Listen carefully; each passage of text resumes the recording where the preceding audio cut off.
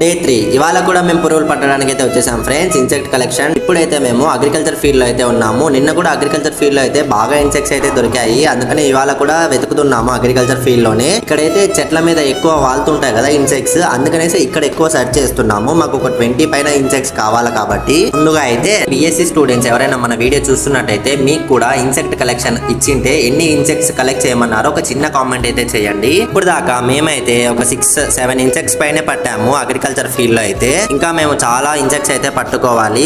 మా సార్ అయితే మాకు ఒక 15 days దాకా అయితే టైం అయితే ఇచ్చాడు ఈ 20 ఇన్సెక్ట్స్ కలెక్ట్ చేయడానికి. ఇంకా మేము పట్టినట్టు ఈ కిల్లింగ్ జార్ లకి అయితే వేస్తున్నాము. ఈ కిల్లింగ్ జార్ లో అయితే పాయిజన్ అయితే ఉంటుంది. ఆ పాయిజన్ వల్ల ఈ ఇన్సెక్ట్స్ అయితే చచ్చిపోతాయి ఫ్రెండ్స్. ఇంకా ఈ చనిపోయిన పురుగుల్ని తర్వాత ఏం చేస్తామో కూడా నెక్స్ట్ వీడియోస్ లో అప్లోడ్ చేస్తాము. ఇన్సెక్ట్ కలెక్షన్ వీడియోస్ మీకు ఎలా అనిపిస్తున్నాయో కామెంట్ అయితే చేయండి. అలాగే మన ఛానల్ ని కొత్త వాళ్ళు చూసినట్టయితే సబ్స్క్రైబ్ కూడా చేసుకోండి. వీడియోస్ ఇంకా కంటిన్యూ అవుతాయి ఫ్రెండ్స్.